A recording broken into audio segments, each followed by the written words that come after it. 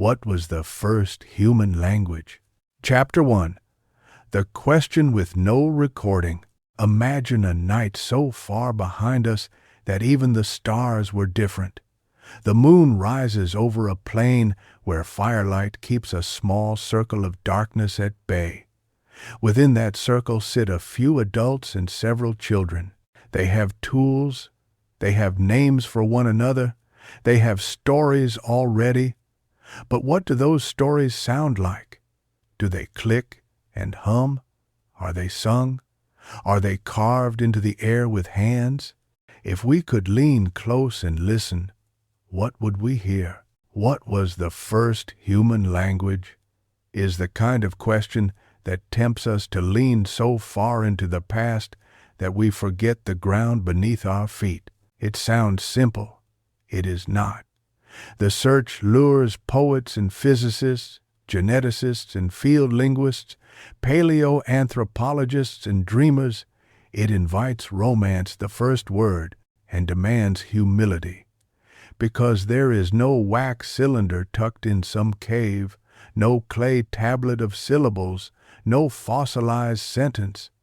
Language does not fossilize. Only its traces do. We are condemned to inference. Yet from those traces, bones and beads, genes and gestures, children and chimps, we can contour a plausible outline for the dawn of speech. The first honesty is this: there was almost certainly no single first language sprung perfect from quiet mouths like a coin struck once and forever. Human populations were already many when fully modern behavior coalesced. If anything, there were first languages, plural, local, fragile, braided with gesture and song. But if plurality is the likely answer, it does not rob the question of its power. Instead, it shifts the focus, not which tongue was first, but what kind of thing that first tongue or those tongues were. What did they share? How did they work? What could they say? And what could they not yet say? To approach that, we have to ask a deeper question. What do we mean by language? What counts as language? Charles Hockett, a linguist with a taste for tidy lists, once proposed design features that set human language apart. Among them, duality of patterning, meaningless sounds combine into meaningful units, displacement, way talk about things not present, productivity, way generate new sentences, arbitrariness, words are conventional, not natural, and cultural transmission, way learn it. Others add recursion phrases, inside phrases, though the status of recursion as a universal has been debated. The point is not to worship the list, but to notice how human language is not just sound. It is structure and reference and social glue, a ladder we can climb to talk about absent lovers and future storms, imagined gods and invisible numbers. By those lights, many animals communicate robustly, but none shows the open-ended, symbolic explosion that humans do. Meerkats warn of eagles with particular calls. Vervet monkeys distinguish leopards from snakes. Birds improvise, and whales sing, and bees, miracle of miracles, dance a direction into the hive. Yet these systems, powerful as they are, sit short of the abyss we crossed when we began to braid arbitrary signs into infinite meanings.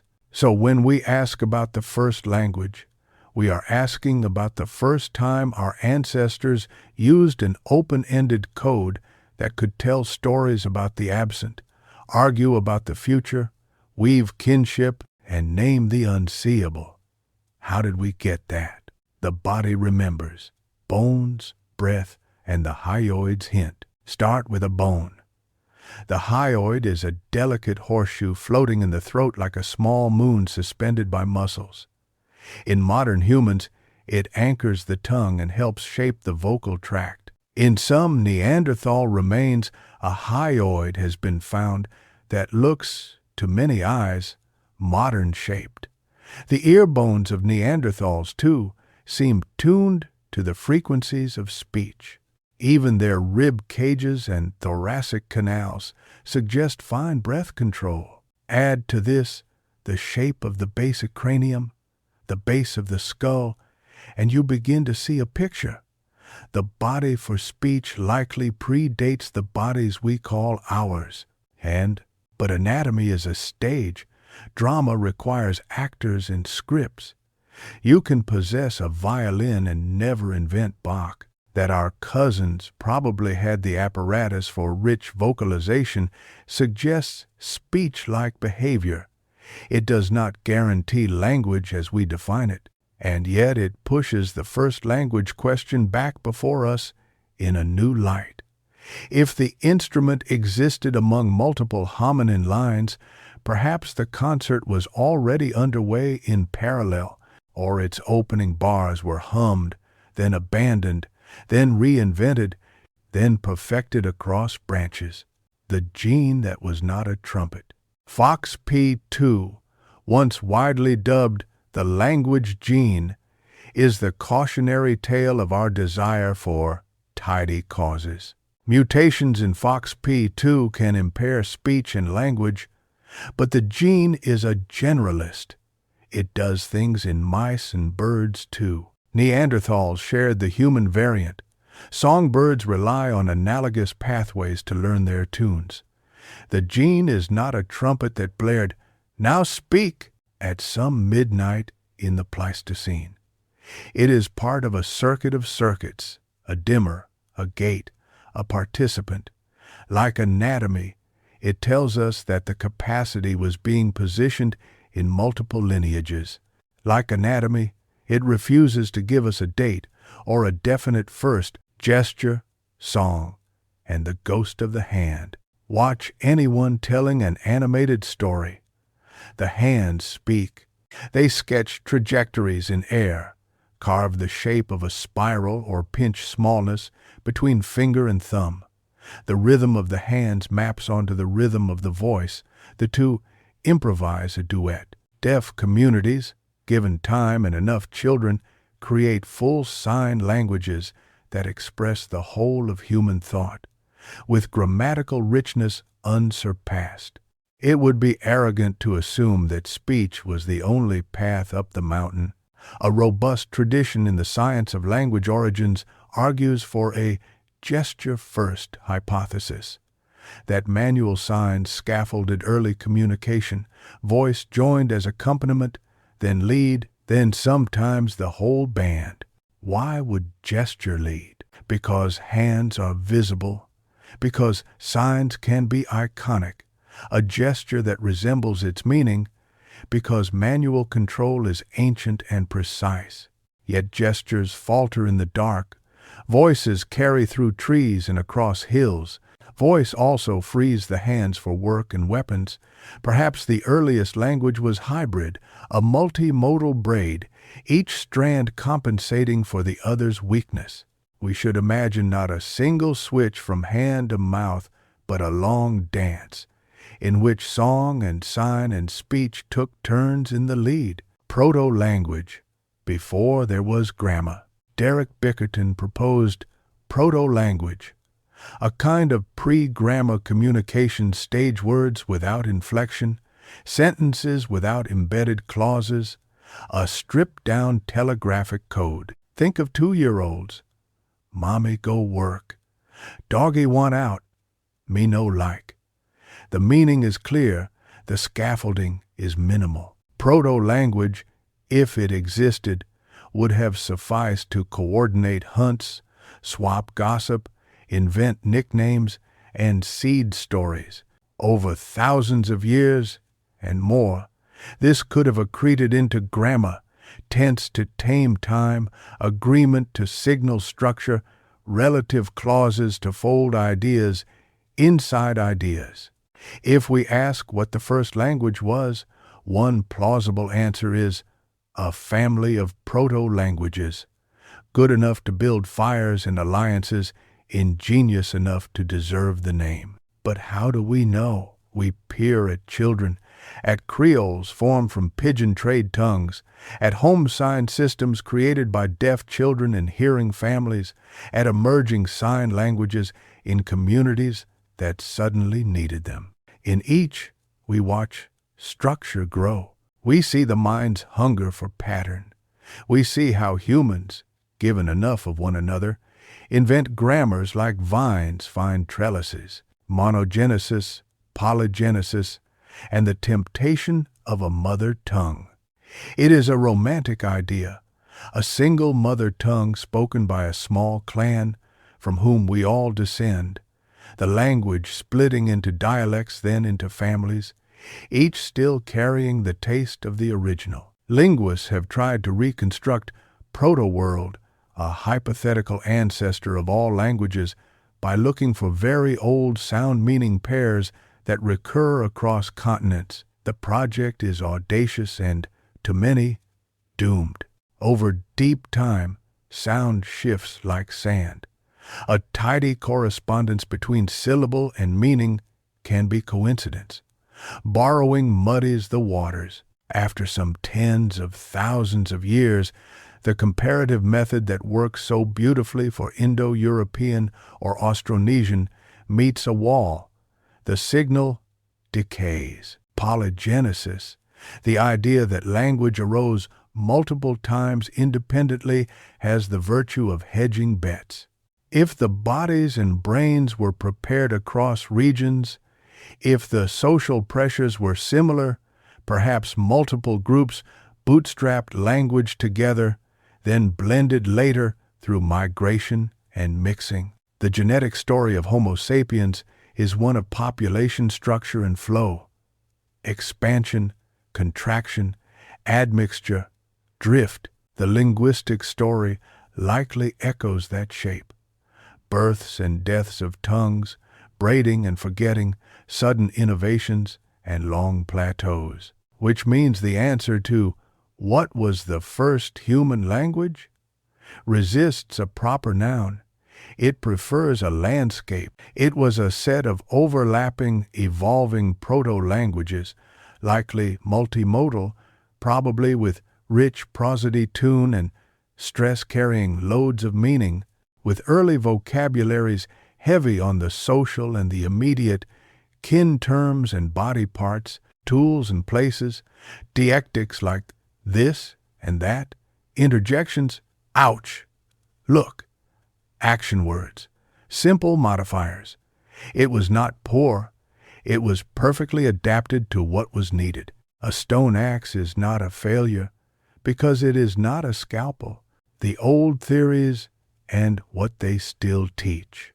19th century scholars with an appetite for whimsy named origins theories as if they were children's games. The bow wow theory, onomatopoeia. We imitated the sounds around us. The poo-poo theory, interjections of emotion became words. The ding-dong theory, a mystical resonance between sound and meaning. The yo-he-ho theory, rhythmic chants of work became structured communication. The la-la theory, song and play birthed speech. We smile at the names, but behind them are intuitions worth keeping. Imitation matters, look at cuckoo and buzz. Emotion matters, interjections are ancient. The body's rhythms matter. Song may have been a bridge. Today, newer proposals carry new names. One suggests a musilanguage stage, prosodic, melodic communication that gradually sharpened into segmental speech. Another emphasizes infant-directed speech, motherese, with its exaggerated pitch and rhythm, as the training ground and the template for early community communication. Language grew in the cradle, then walked outward. There's the teaching hypothesis. We evolved language to teach skills that couldn't be transmitted by imitation alone. There's the social grooming hypothesis. Speech replaced manual grooming as a scalable social glue. letting one mouth bond many minds at once through stories.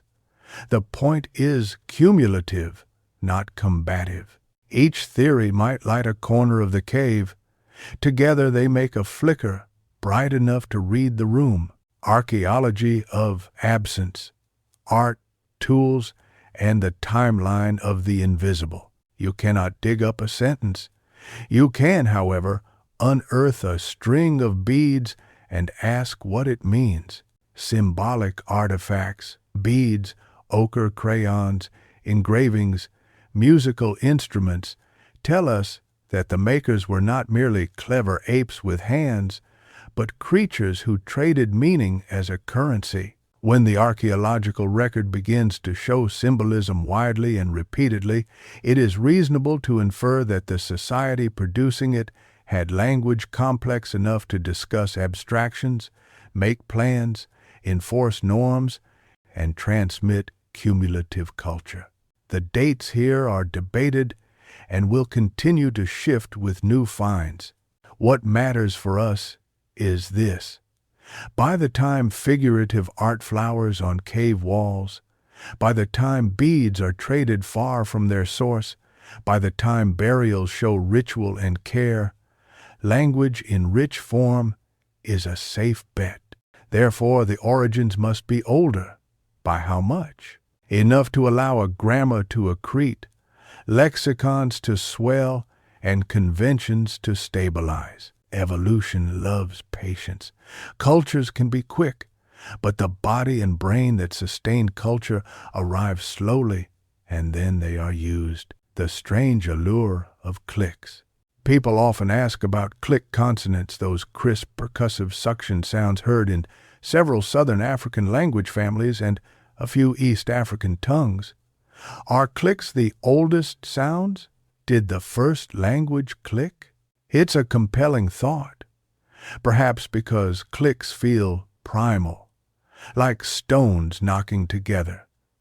But sound inventories change with fashion and geography. Languages gain and lose clicks. They mutate in the mouth. We should resist claiming any one sound is first, just as we should resist crowning any one grammar as original.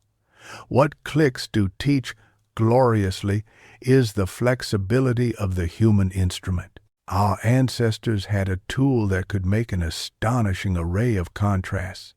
It likely did. Children, creoles, and the invention engine.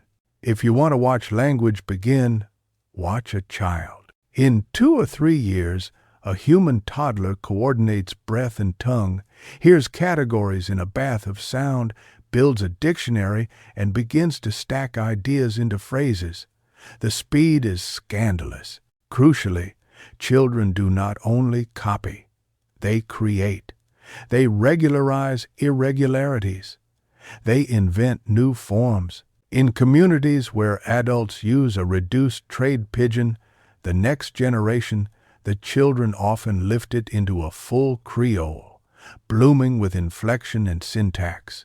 In deaf communities, children born without a conventional language turn home sign into a true sign language when they encounter one another in sufficient numbers. What this tells us about the first languages is not that they were childlike, but that the human brain is an engine for grammar under pressure of community. Give us each other, and we will write rules no one decreed. The first language, then, did not arrive as a gift. It was built. It was built at night by fires, in the hunt and the hearth, by mothers and fathers and aunties, by lovers in whispers, by children insisting there be a word for this and not that, by elders who did not want their recipes and lineages to die with them. It was carved from the need to teach skills that cannot be learned by watching alone. Napping stone, tracking animals, reading clouds and people. It was leveraged by politics rank and alliance, by seduction and satire, by prayer and grief. Under that pressure cooker of social life, language was not a miracle. It was inevitable. Why the question persists. So why, if the honest answer is many languages emerging gradually, do we still ask for the first? Because origins give us origin stories, and humans are a storytelling animal. We want to picture it. The first time someone named fire not as an event this blaze now, but as a thing, portable in speech. Fire, a token, a concept. We want to hear the first time a child asked why and wouldn't stop. We want to know when someone talked about a person who wasn't there and altered a mind at a distance. We sense that the first language, whenever and wherever and in however many villages it lived, unlocked a new world of memory and plan and shame and glory. It is our species' second birth. But there is another, quieter reason. The first language is a mirror. In trying to imagine it, we are forced to ask what in our own speech is essential and what is decorative. Is recursion necessary, or merely somewhere between useful and inevitable? Could you live without tense if aspect did the job? How much of what you call your mother tongue is tradition, and how much is cognitive necessity? In designing the hypothetical first, you discover what has to be present for the house of meaning to stand and what can be swapped out like curtains. A walk through the hypothetical village. Let's take a long walk through a village that could have been anywhere on the early map. The people here are recognizably human in face and gesture. They bind fibers, shape stones, carry children slung on hips. They laugh. They argue. Above them, vultures are handwriting circles into the sky. Below them, ant trails carve the ground into delicate hieroglyphics. Inside their heads, the machinery that will one day argue about syntax is already busy with kin and debt and path. We sit with a small group preparing to travel to a water source that has not yet failed them. A woman describes the route, she points. This way, then sketches a curve in the air. River bend, then opens her hand, palm up. Open flat, then with a glance skyward, mimics a circling hand. Vultures, a sign that guides or warns. She hums a tune that their people always hum when crossing a certain gully to keep a pace that prevents stragglers. The words she uses are simple demonstratives, action verbs, place names, animal names, nicknames for landmarks, a few modifiers, big, small, near, far, markers of time. Now, later, soon. She lacks a future tense, but has a perfectly good way to talk about tomorrow. She cannot embed deeply nested clauses, but she can chain. We go river bend, we pass the flat. We watch the sky, we see the birds. We do not stop where the sand remembers the cats. Sometimes she punctuates with a gesture because it is more economical. There is no committee deciding whether gesture counts as language. The village refuses the question by living. 2 children trail the group, one carrying a joking nickname that changes weekly. The other refuses the name and insists on a new one. The adults laugh and, eventually, assent. The sound shape that tracks that child shifts. Words are soft clay, and names are the softest. At the water, a man demonstrates a new way to scoop without muddying. He narrates as he acts.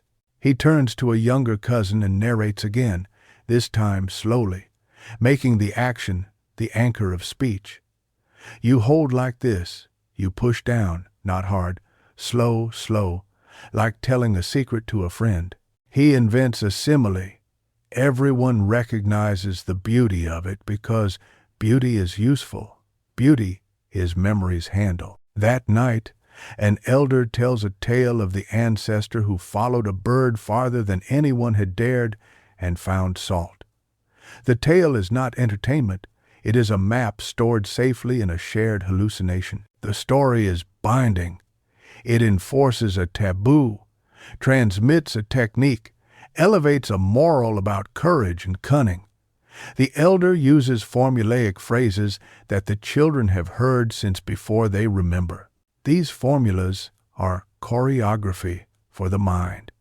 They set expectations and highlight deviations. They are the beginnings of what later poets will call meter. The elder's voice modulates. Melody is grammar's ally. The next morning, someone coins a new word. It might stick. The week after, someone mishears a word and turns it into a different one. It might stick too. The month after, a neighboring group arrives with a basket of shells they want to trade and a handful of strange words. Some of those words are borrowed. The sound system, under pressure from friends and strangers, shifts a little. A consonant softens. A vowel drifts. No one notices. Centuries later, scholars will notice this is not a just-so story. It is a plausibly so story, built from what we know about how languages change in front of us. No one decides to invent language. Everyone decides every day to keep using it. The light we see by. Science is a light that works by bouncing off the world. With language origins, the world's surfaces are oddly matte. So, we throw many beams: anatomy, archaeology, genetics, child development, comparative linguistics, animal communication, neuroscience, social theory. Each returns a partial glint. None gives us a tape of the first conversation, but if you line the glints up carefully, and if you have the patience to collect enough, a picture emerges. The first human language, or the set of first languages, likely lived in bodies much like ours, used a vocal instrument tuned before Homo sapiens arrived, wrapped gesture and sound together, took advantage of melody, and grew grammar like coral accretes a reef, incrementally, collectively, without a foreman. As for content, it gossiped and guided, comforted and commanded.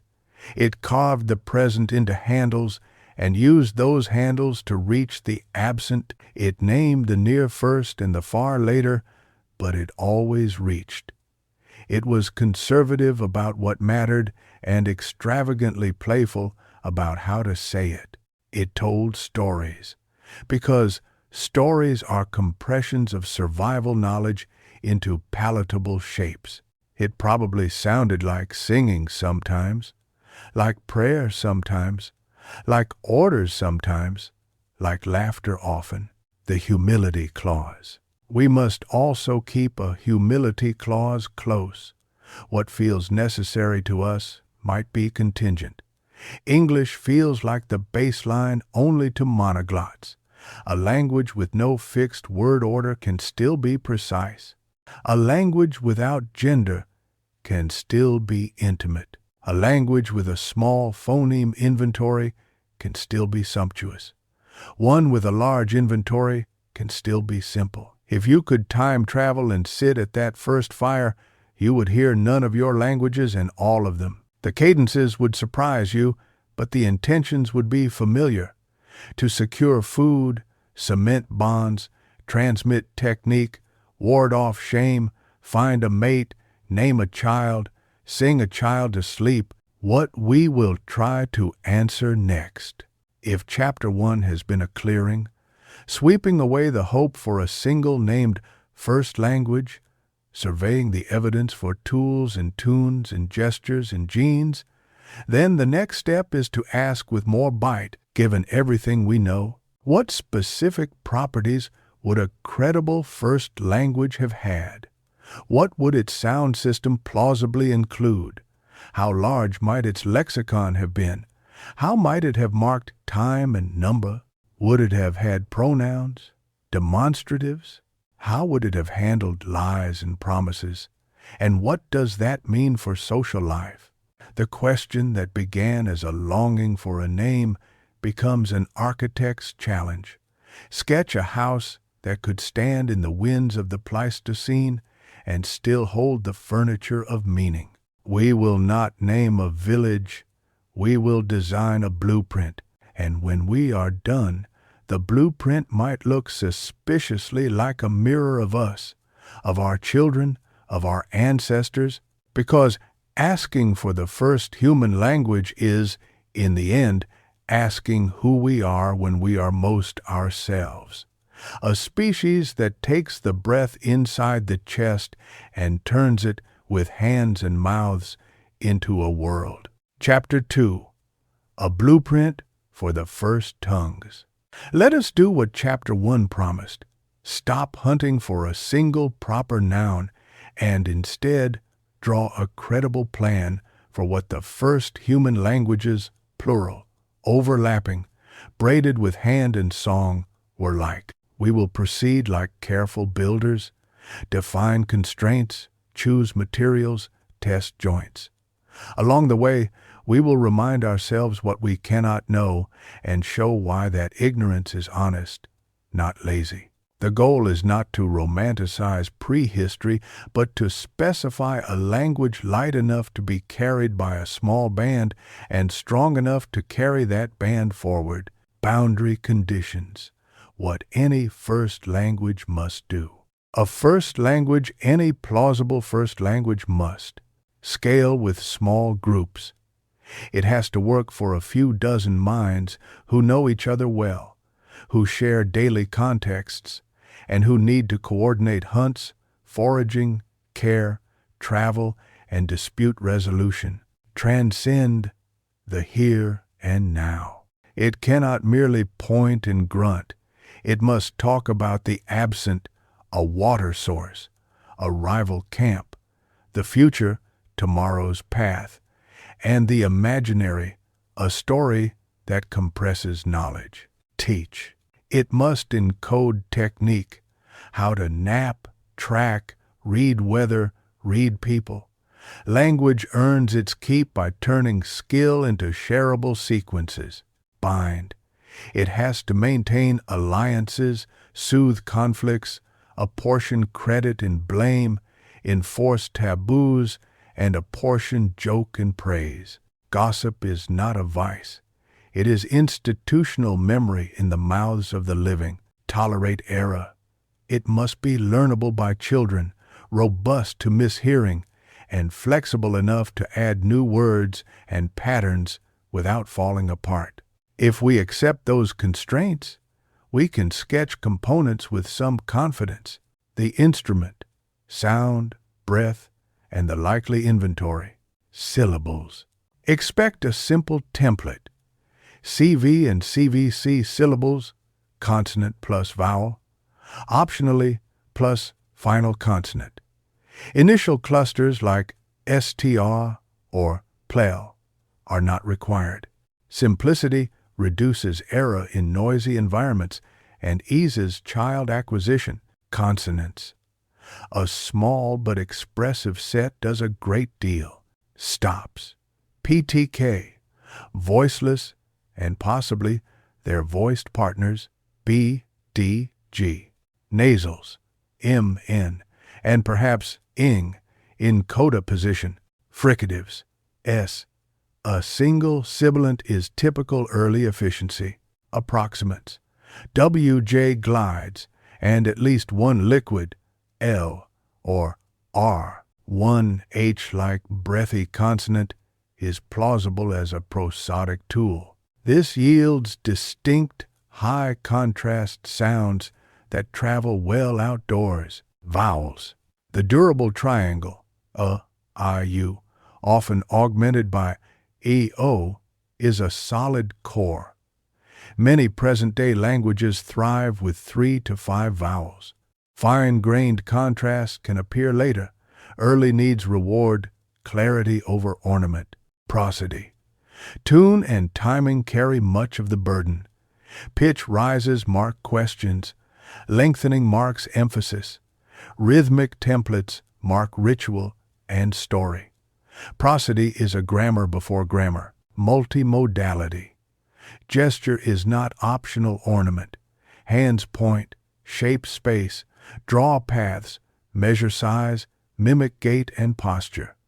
The system is a duet, voice plus hand. At night or across distance, voice leads. At close range or in silence-demanding contexts, stalking prey, avoiding rivals, hands lead, supplemented by touch and gaze, whistle and drum. In broken terrain, whistle registers of speech or whistled names for paths and percussive signals are likely adjuncts, not full codes, yet they foreshadow later whistled speech communities. The lexicon. What comes first? What waits? Early vocabularies are dense where life is dense. People and kin. Words for self and others. I, you, we. Basic kin terms mother, child, sibling, elder. Names and nicknames and terms for in-group versus out-group. Personal names are flexible. Nicknames change with deed and season, space and place. Landmark names, the bend that smells of salt. Path segments, up, down, near, far, this, that, here, there. Demonstratives are the backbone of joint attention, body and sensation. Hand, foot, eye, tooth, pain, hunger, thirst, hot, cold, sour, bitter, sweet, tired, awake. Animals, plants, tools, prey, predators, scavengers, edible plants, water, stone types, tool parts, fire states. Ideophones sound symbolic words that mimic feeling or motion. Plop, scritch, womb are common because they are memorable and teachable. Actions: go, come, give, take, hit, carry, cut, tie, see, hear, say, sleep, wake, eat, drink, look, find, follow, wait. Many verbs are serializable. Go, follow, look. Social verbs and stances: share, keep, hide, show, forbid, allow, mock, praise. Stance words: maybe, surely, not, still. Again, arrive early as discourse glue. Number: expect one, two, and many, with fingers and objects used as scaffolds for larger quantities. Subitizing, instant recognition, handles up to 3 or 4. Beyond that, quantifiers, few, many, all, none, do heavy lifting. Exact number vocabularies can grow later under cultural pressure. Trade, timekeeping, time. Now, before, after, later, yesterday, tomorrow, dawn, noon, dusk, night. Season terms: rains, dry, moon cycles. Aspectual framing: ongoing versus completed. Matters more than tense early on. Metaphor and extension. Words stretch quickly. Mouth of a cave, back of a hill, teeth of a tool. Metaphor is not decoration, it is cognitive compression. Lexicon size: even a few hundred roots, compounded and combined, yield enormous expressivity. The first tongues likely lived in the low thousands as communities grew, with rapid turnover in marginal words and stabilizing cores for kin, space, and action. The scaffold: minimal grammar that works.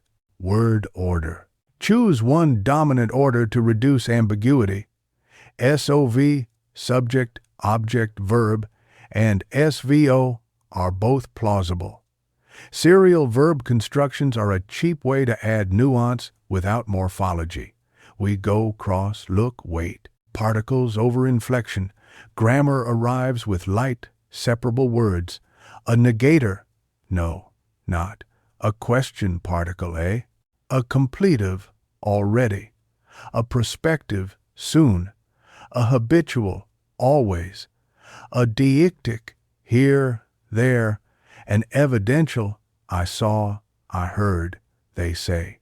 Inflectional complexity, case endings, agreement, can be postponed. topic, comment, structure. Put the topic first, then say something about it. The river danger at night. Prosody marks the topic. Particles can too. Negation.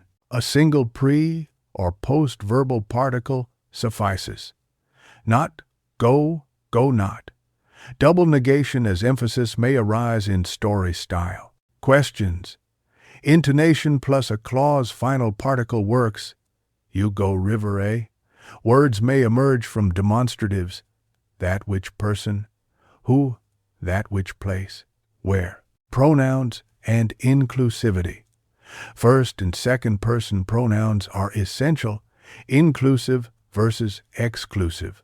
We, you and I versus we, not you, is a likely early innovation where social boundary clarity matters. Plurality and number.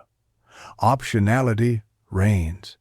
One child versus children can be marked by a plural word, many child, or left to context. Reduplication, repeating a word, is an easy pluralizer or intensifier. Child, child, many children, far, far, very far. Tense, aspect, mood.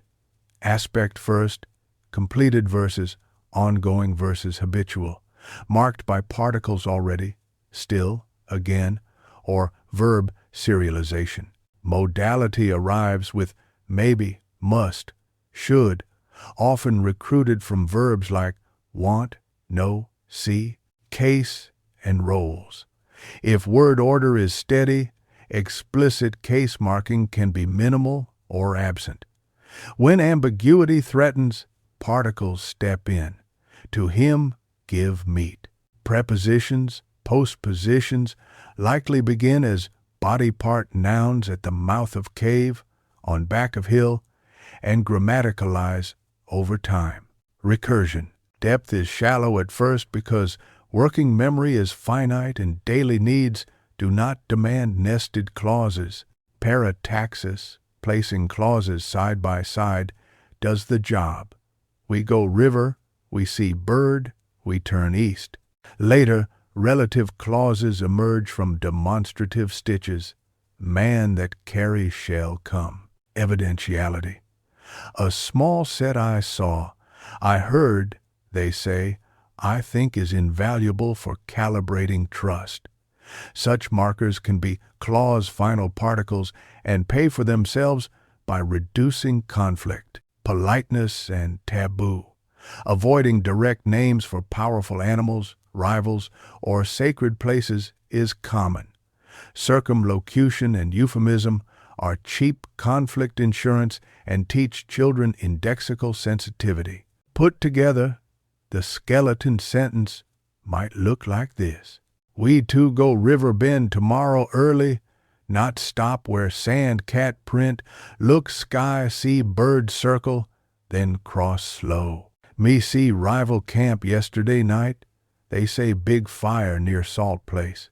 Give me water small, child sleep still. Every element is achievable with minimal morphology and abundant prosody and gesture. Discourse. How early stories hold shape. Stories are not luxuries. They are survival libraries with a melody. Expect. Formulaic openings and closings, reusable phrases mark genre and set expectations. Long ago when moon thin, so it ends. They prime memory and cue attention. Parallelism and repetition. Repeated structures cement steps and procedures and heighten drama. He walked and walked. The wind rose and rose. Repetition is also error correction by redundancy. Chant and meter. Rhythm regulates group attention and coordinates movement. Work songs and journey chants morph into ritual speech. Metered lines compress paths and taboos into mnemonic strings, frames and morals. A short frame the elder saw sanctions content. A moral or rule at the end links story to practice. Do not sleep at the bend in dry season. Performance. Voice, face, hand, and body choreograph, meaning a good storyteller is a safety device and a prestige route. Speech acts. Promises, lies, teaching, and law. Promises and oaths. A performative formula, I say and I bind, creates commitments. Social memory and gossip enforce them. Performatives are early legal technology. Teaching talk. Slow, segmented speech with gesture. Hold like this, push slow. Listen like whisper to friend. Demonstratives align attention. Analogy speeds transfer. Questions for instruction. Yes, no questions test knowledge. Why questions appear early in apprentices and are the motor of innovation and irritation in equal measure. Lies and their countermeasures. Linguistic deception appears as soon as there is advantage to be had. Countermeasures, evidentials, cross-examination, reputation co-evolve. Satire and mockery police cheats. Ritual and taboo. Words can be dangerous. Names can summon attention. Circumlocutions are invented. Safety valves. Cognition at work. Memory limits and linguistic tricks. Chunking. Multi-word collocations river bend north become single cognitive units. Songs are chunking engines. They store sequences in melody. Categorization. Prototypes precede boundaries. Bird means the kinds that matter locally. Penguins need not apply. Frames of reference. Spatial talk may favor landmarks toward the big fig or cardinal bearings, east, west, keyed to sun. Culture decides, the brain adapts. Path gesture pairs lock frames in place. Analogy and metaphor. Mappings from body to world, back of hill, mouth of cave, bootstrap, abstract thought. Error tolerance. Mishearings that do not break comprehension are forgiven. Some enter the lexicon. Children are the engines of both regularization and innovation. Growth. From particles to morphology, grammaticalization pathways are reliable. Nouns to adpositions. Back of is greater than behind. Verbs to aspect. Finish is greater than completive. Go is greater than future. Stay is greater than progressive. Demonstratives to relativizers. That is greater than clause linker. Posture verbs to locatives. And sit, stand, lie is greater than at, on in markers. Repeated in use, particles erode and fuse. Paradigms accrete. Agreement and case mark roles when word order loosens under the weight of new rhetorical needs. Contact and drift. Why sister tongues diverge. Small bands meet, trade, intermarry, fight, flee, merge. Each event is a linguistic event. Borrowing. Trade goods come with names. Prestige practices carry talk. Borrowed items often keep phonological flavor before being nativized. Drift. Sound systems shift slowly and inexorably. Vowels drift. Consonants lenite. Tones can emerge from lost consonants. Stress patterns wander. Innovation. Play births slang. Ritual births formulae. Children regularize patterns. Adults leave ragged. Over centuries, yesterday's makeshift becomes today's rule. Extinction and birth. If the group dies or splits, so does the tongue. New dialects are born where rivers fork and mountains stand. Selection pressures are social before they are grammatical. Numeracy, timekeeping, and the pressures that enrich grammar. When culture demands precision, language obliges. Counting. Body tally systems, finger, toe, joint. Generate base 5, base 1, 0, base 2, 0 schemes. Specialized counting words for different noun classes, animals versus bundles, may sprout. Calendars, moons and rains, anchor time talk. Later, trade and ritual create names for weeks and festivals. Tense systems elaborate to narrate history and prophecy with economy. Measurement, travel time units, one song away. Two rests precede abstract distance. As exchange grows, standardized measures push terms for weight, length, and volume into everyday speech. Ethics, aesthetics, and the politics of speech. Honor and shame. Praise names and insult formulas become tools. Verbal dueling courts innovation and enforces norms. Hospitality and code.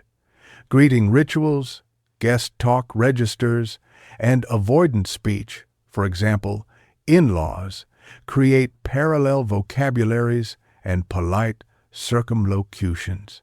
Aesthetics. Beauty is not idle. Memorable lines and pleasing cadences are selected because they increase recall of useful content. The good poet is a good engineer of memory. A day in the life of the first grammar. Let us compress the blueprint into a single day. Dawn. A parent rouses a child with a soft imperative framed by reduplication. Wake, wake, small one, light come already. The melody does half the work. Morning walk. The band moves. A leader points with the hand and the chin. This path. Then bend, then open flat.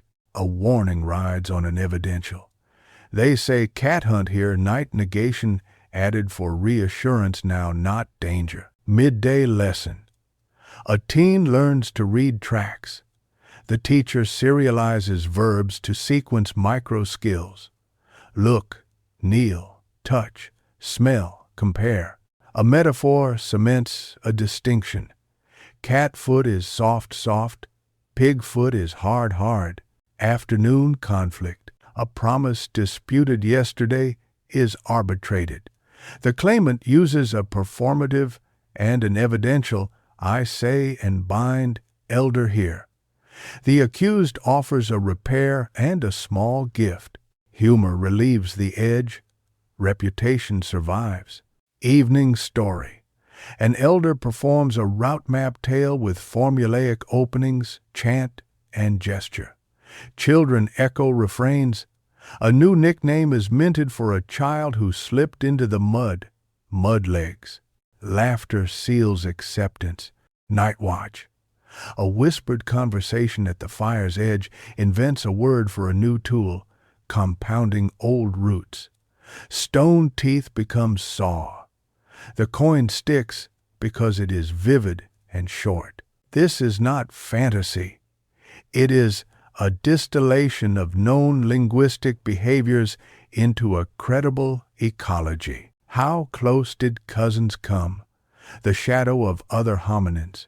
If Neanderthals and other cousins possessed similar vocal tracts and auditory tuning, then parallel proto-languages may have existed. Whether they were mutually learnable is an empirical question lost to time. But the blueprint suggests a deep convergence. Gesture, voice braids, particle-heavy syntax, small stable cores with flexible peripheries. Story as memory device. If contact occurred, borrowing may have been possible. If not, the convergence would still be visible in the shape of solutions to shared problems. What we cannot reclaim and why that's all right. We will never know the first word or the first story. We cannot reconstruct a lexicon across tens of millennia with confidence. Chance resemblances and subsequent contact contaminate deep comparison. Anatomy is suggestive, genes are entangled, artifacts are indirect. Yet this ignorance is bounded. We can say a small, high-contrast phonology suffices and is typical of small, robust systems. Prosody and gesture carry more weight early on than inflectional morphology. Particles and serial verbs are economical, learnable strategies that precede heavy paradigms. Demonstratives, pronouns, negation, aspect, and evidentiality are early necessities. Story and chant stabilize transmission. Performance is grammar's ally. Children are the great engineers of structure. Community is the crucible. These are not guesses. They are generalizations from how languages grow under pressure today. From blueprint to bloom, how diversity explodes. Given the blueprint, the paths to today's wild diversity are many and predictable. Tone systems can arise as lost consonants leave pitch behind. Tonal contrasts then flourish under poetic pressure and lexical load. Case and agreement emerge as particles fuse. Increased discourse complexity and freer word order pay the cost of richer paradigms. Classifiers and noun classes proliferate in societies that track, shape, animacy, or social value with zeal. Counting systems intertwine with them. Polysynthesis blooms where long words buy power in low population, high context settings. Serial verbs become affixes and clauses become words. Writing much later alters language ecology, freezing variants, elevating prestige dialects, bottling change, and enabling metalinguistic reflection that feeds back into speech. None of this contradicts the early plan. It elaborates it. The first tongues are seeds. The present are forests. The answer, finally. So, what was the first human language? It was not a single named tongue, but a type. A multimodal, prosody-rich, particle-leaning, gesture-braided, story-driven system spoken by small bands with big memories and bigger needs. Its phonology was small and sturdy. Its lexicon was focused where life was focused. Its grammar favored transparent word order and light particles over heavy inflection. Its discourse lived in chant and parallelism. Its ethics lived in performatives and gossip. Its pedagogy lived in the duet of hand and voice. It grew children who grew it back. If you insist on a single proper noun, take this one, breath. It is what the first languages shared, what yours shares with them now. We pulled air through chords and over tongues and out between teeth. We carved it with hands. We used it to turn the world into memory and plan. The first language was breath made social. And the last word, likely not love or death or God or home, though all came soon enough. The last word is the one we keep inventing, tomorrow. It is the human habit the earliest tongues made durable. Once we could say tomorrow, even if we said it as after now. When light returns, we could meet there. Together, a species that can meet in the future is a species with a past worth telling. The first languages gave us both.